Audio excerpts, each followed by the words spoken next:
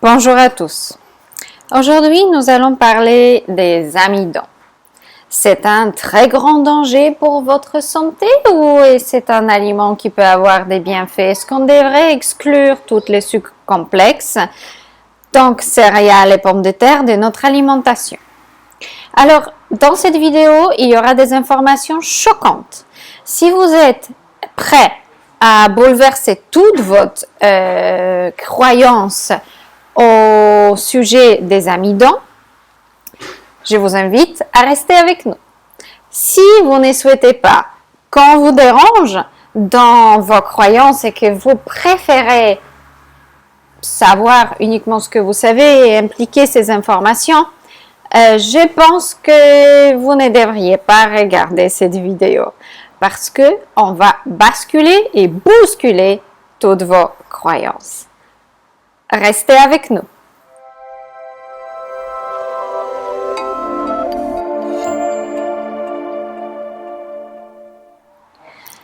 Alors, que sont les amidons? Ce sont des sucres complexes. Ce sont des cols appelés en naturopathie, ce qui n'a rien à voir avec la colle. Mais puisque leur nature est un petit peu onctueuse, collante, en naturopathie, et ce qui est extrêmement répandu en France, pas tant dans les autres pays anglophones par exemple, c'est qu'on croit que les amidons, donc les céréales et la pomme de terre, sont néfastes pour la santé et créent les déchets toxiques qui, par la suite, vont encrasser les émonctoires, surtout au niveau des glaires. Donc, ça veut dire production de mucus dans l'intestin, dans la flore, dans le système reproducteur des femmes, dans le nez, la bouche et la gorge, et ainsi de suite.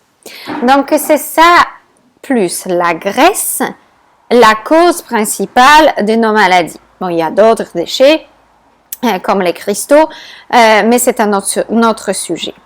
Donc, tous les crudivores, naturopathes, etc., ont mis dans le même sac toutes les céréales et la pomme de terre comme un aliment absolument à éviter en privilégiant par exemple des bonnes sources de protéines qu'on croit qui sont les produits animaux ou l'œuf par exemple. Ou encore, bon, évidemment, tout le monde est d'accord que le laitage, ce n'est pas idéal, mais certains conseillent le laitage cru. Alors, c'est quoi la vérité? D'où viennent nos maladies? D'où vient le mucus? D'où viennent les troubles intestinaux, les inflammations, les douleurs articulaires et autres, les maladies auto-immunitaires, et ainsi de suite. Alors là, je veux bien que vous prêtez vraiment très attention à ce que je veux dire. Il y a, on peut dire, 3-4 causes pour ces maladies. Elles ne viennent pas d'alimentation, ou partiellement. Première chose, ce sont les virus et les bactéries que nous portons en nous depuis début du XXe siècle principalement, lorsqu'elles étaient manipulées dans les laboratoires par les gens bienveillants ou pas forcément. Mais ces virus mutés et manipulés par la main humaine, dont le code génétique a été modifié, peuvent être extrêmement dangereuses pour notre santé. Elles n'existaient pas avant. Vous voyez une expulsion, je pourrais dire. C'est vraiment une explosion des maladies 20e et 21e siècle. Pourquoi ça nous arrive? Parce que nous mangeons industriel? Oui, évidemment. Mais il n'y a pas que ça. Alors, notre alimentation n'aura pas un tel effet néfaste sur notre santé s'il n'y aura pas ces autres cofacteurs. Donc, le premier, ce sont les virus comme famille d'herpès, il y en a plus de soixantaine, les Epstein-Barr, etc., etc. Bon, il y en a plein. Il y a aussi des bactéries, comme par exemple Streptocoque. Streptocoque adore notre système digestif et reproducteur, notamment les voies en haut et en bas. Donc, il s'est nourri, il mange certains aliments dans votre alimentation et il crée les glaires. Mais les laitages, évidemment, vont créer les glaires. Ce n'est pas un aliment fait pour notre corps. Mais le riz ou la pomme de terre n'est pas une source de glaires. Et les personnes qui ont pris soin de leur santé se rendent compte complètement que en consommant même des grosses quantités de pommes de terre et de céréales sans gluten, n'ont aucune glaire. Alors, d'où viennent donc tous ces problèmes de santé? À part les virus et les bactéries, nous avons un autre facteur, parce que là, ça ne sera pas encore aussi puissant. Mais nous avons aussi les métaux lourds. Tout le monde a été vacciné. Tout le monde a pris un médicament à un moment donné ou un autre. Vous avez utilisé les cosmétiques conventionnels. Vous avez été exposé probablement dans votre vie à la viande industrielle qui contient des antibiotiques. Pensez restaurants, les repas en famille, etc. Vous ne pouvez pas avoir, vous respirez l'air, vous buvez de l'eau. Tout ça est aujourd'hui extrêmement riche en produits chimiques et métaux lourds. Alors, ces produits nourrissent les virus et les bactéries, à part notre alimentation. Ces cocktails créent vraiment une explosion de maladies aujourd'hui. Nous avons un quatrième facteur, donc virus, bactéries, métaux lourds, produits chimiques et stress. Notre vie aujourd'hui est tellement intense et tellement nous sommes exposés à les différentes stimulations en permanence que nous créons énormément de stress dans notre corps, donc l'adrénaline. L'adrénaline qui crée des substances addictives, mais également des substances corrosives et qui par la suite devient une nourriture également pour les virus et bactéries. Parce que l'adrénaline, un petit peu, il n'y a pas de problème, le foie gère ça très bien, mais pas en dose que nous avons aujourd'hui, y compris l'utilisation de caféine qui crée le stress déjà en soi, donc que ce soit le thé, le chocolat ou le café, parce que certains pensent je ne bois pas du café, mais vous consommez peut-être du cacao, vous buvez peut-être du thé vert, et ces produits, ce sont de la caféine. Alors, ça, ce sont des vrais facteurs de nos maladies aujourd'hui. Alimentation beaucoup trop riche en graisse. Graisse égale produits animaux également. Ce n'est pas que des huiles, ce n'est pas que des oléagineux. Nous avons en parlé plusieurs fois dans nos vidéos, alors n'hésitez pas à explorer notre chaîne. Alors, les céréales. Il faut bien faire la différence entre trois choses. Donc, nous avons trois choses. Céréales contenant le gluten, céréales sans gluten et pseudo-céréales et la pomme de terre. Ça, ce sont trois sources de sucre complexes cuites, à part certains légumes et beaucoup moins amidonnés. Prenons exemple, par exemple, de la pomme de terre. C'est une tubercule. Elle récolte l'énergie. Elle la concentre en sucre et ça devient un stockage d'énergie pour faire pousser la nouvelle plante. Un peu comme les oléagineux donc, et les autres semences en fait qui stockent l'énergie pour ensuite la donner à une nouvelle vie. Tout le monde serait d'accord que graines de courge est quand même un aliment qui contient des nutriments qui sont intéressants. Nécessaires, pas forcément. Il y a d'autres sources d'acides gras également. Et notre quantité de graisse devrait être minimale. Mais qu'est-ce que créent les problèmes dans ce groupe des amidons? Ce sont les céréales avec le gluten parce que les virus et bactéries se nourrissent de gluten et ont été élevés au gluten, laitage et aux œufs. Le sang trop gras, donc trop de graisse dans votre alimentation qui dépasse 10, max 15% journalier, votre sang commence à épaissir. Vous créez résistance à l'insuline. Donc, vous ne pouvez plus correctement transformer et métaboliser les sucres complexes pour ne pas créer des problèmes. Mais le problème n'est pas la céréale ou la pomme de terre en soi, c'est ce qu'on consomme avec ou ce qu'on a consommé dans la journée en dépassant ces 10%, 15% maximum des rapports journaliers provenant des graisses. Alors, céréales sans gluten, effectivement, c'est à proscrire. Céréales transformées et raffinées, comme le riz blanc, la farine blanche, le pain blanc, les pâtes blanches, etc., évidemment, c'est transformé par l'homme, ce n'est plus du tout un aliment naturel, y compris les biscuits, les gâteaux, etc. Mais tous les autres aliments sans gluten et la pomme de terre sont bénéfiques pour notre corps. Est-ce que nous avons besoin de céréales sans gluten pour vivre? Non. Mais ce n'est pas des aliments néfastes qui créent les inflammations ou les cols dans votre corps. Et la pomme de terre, c'est tout un autre niveau. C'est une plante donnée par la mère terre pour notre consommation également. Est-ce que j'en mange moi? Pas forcément, je préfère les fruits. Mais il est évident, et c'est une vérité, que la pomme de terre soigne. La pomme de terre est un aliment extrêmement puissant antiviral, antibactérien, antifongique, qui fournit tous les nutriments essentiels. Le riz, même le complet, ne le fera pas. Il ne contient pas tout ce qu'il faut consommer les légumes avec. Mais la pomme de terre, vous pouvez faire une monodiète de pommes de terre pendant des années, vous n'allez manquer de rien et vous allez guérir. C'est un fait aujourd'hui.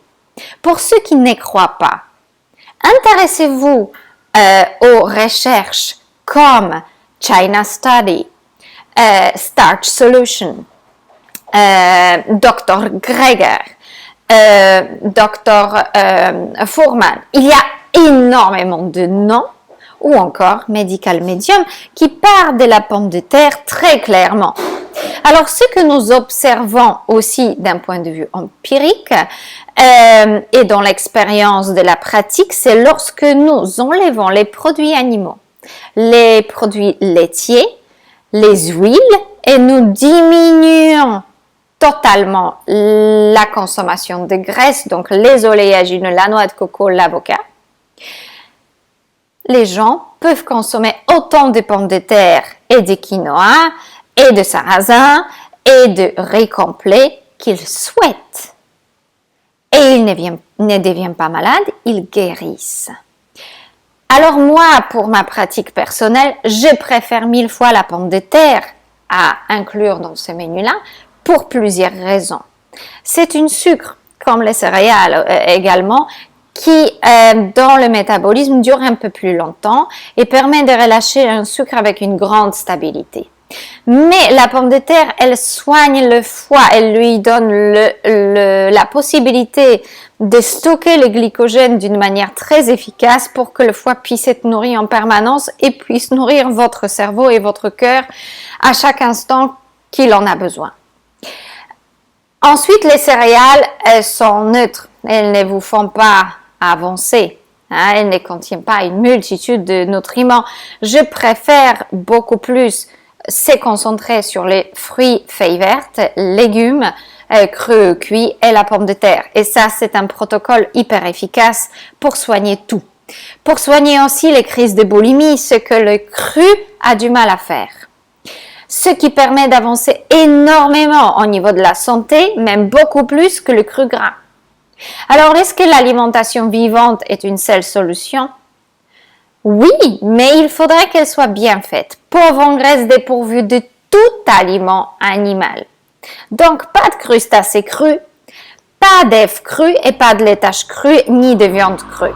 Ça, ce sont des aliments très néfastes pour notre santé pour X raisons, nous en avons parlé.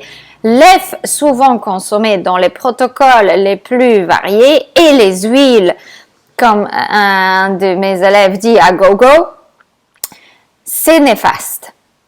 Alors, faites attention à toutes ces croyances, puisqu'il est beaucoup plus bénéfique pour votre santé que vous consommez les pommes de terre vapeur ou en purée avec un tout petit peu de lait végétal que vous consommez des protéines animales des œufs ou des huiles ou des beurres d'oléagineux et des crackers de grains de lin en quantité excessive. Alors, je voudrais faire cet appel aux croyances et aux problèmes que je suis confrontée à chaque fois que je travaille avec quelqu'un qui a suivi depuis longtemps les différents naturopathes et crudivores sur la toile française et qui n'avance pas au niveau de la santé ou voire recule encore ou qui ont encore des problèmes et qui ont très peur de consommer une pomme de terre. Alors, en incluant la pomme de terre, j'ai réussi à régler avec tous mes clients énormément de problèmes. Et bientôt, si vous souhaitez, je publierai un magnifique témoignage au bout d'une semaine. Frédéric, qui est venu me voir pour sa femme atteinte d'Alzheimer, en supprimant les produits animaux et la graisse et en incluant les céréales complètes parce que la pomme de terre, il n'a pas encore eu le temps de le faire, mais en supprimant la graisse et les produits animaux complètement, on a eu déjà en quelques jours un avancement immense sur l'Alzheimer, mais également lui-même s'est rendu compte qu'il n'a plus de douleur, il n'est plus fatigué, il fait la sieste parce qu'il a envie de s'allonger, mais pas du tout parce qu'il est fatigué, parce que c'est son habitude, et qu'il est beaucoup plus en paix, et que les portes s'ouvrent, que sa femme atteinte d'Alzheimer assez grave, qui a des crises de double personnalité et d'agressivité, est en train de s'apaiser. Et nous n'avons même pas implémenté un tiers du protocole. Donc, c'est juste des bébés pas qui ont été évidemment mis en place cette semaine. Alors, je vous laisse réfléchir. Est-ce que les amidons, c'est très néfaste? Pour ceux qui ne peuvent pas manger énormément de fruits, pour les raisons de finances, de satiété ou de volume dans le ventre, tout simplement, alors remplacez ces sucres simples par les sucres complexes provenant de pommes de terre et patates douces et courges principalement. Et après, si vous avez envie, n'hésitez pas à inclure l'avoine sans gluten, les millets, le sarrasin, le quinoa, le riz complet de toutes couleurs, si vous en avez envie ou besoin. Ce sont des aliments très sains, juste ne les mangez pas avec du gras, ni des produits animaux. Si vous avez aimé cette vidéo, n'hésitez pas à la liker, n'hésitez pas à donner vos avis. Je sais que je vais me faire incendier dans les commentaires. C'est votre choix, vous avez droit de vous exprimer. Moi, je transmets la vérité. Et ce n'est pas des choses de mes préférences ou pas de mes préférences, c'est des choses qui ont été prouvées scientifiquement, empiriquement, et qui se répètent par tous les thérapeutes qui travaillent avec l'alimentation végétale. Et pas uniquement naturopathie. Alors likez, partagez, exprimez-vous. Et ceux qui ont suivi mes conseils et qui ont eu des résultats, n'hésitez pas à laisser vos commentaires pour vraiment enlever cette peur de consommer des aliments qui peuvent vous soigner. L'œuf est néfaste. La pomme de terre soigne. Faites vos choix et moi je les respecte. Je ne suis pas là pour être ni pour ni contre quoi que ce soit, mais pour vous donner des idées, pour vous donner des solutions et pour vous soutenir parce que c'est important que l'humanité avance aujourd'hui. Et ça suffit des mensonges à tous les niveaux. À très bientôt sur notre chaîne et j'espère que cette vidéo vous aidera. Au revoir.